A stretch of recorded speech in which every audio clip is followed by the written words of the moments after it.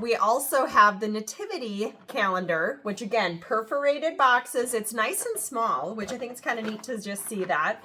And then, of course, you've got these really cute little characters. So let's open it up and see what these really look like in person. But definitely, if you have a kiddo that loves to play imaginary and set up little scenes, they're going to absolutely love this advent calendar. And you could use it year after year. Just save the box, stick the pieces back in it, and save it for next year.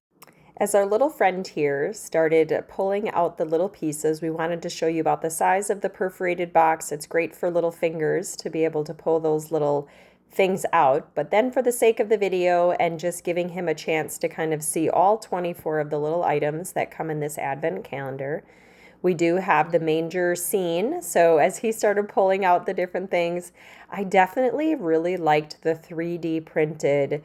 All the animals had movable legs or different parts that moved. And so that was fun because at one point he had the donkey resting. And so he had his little legs bent so that he could, lay still. And it was so cute. Like we tried to move a piece and he would move it back to where he wanted it as he was setting up his manger scene. So I can definitely see this turning into a lot of playtime, and especially the creativity and the details on all the animals was so fun.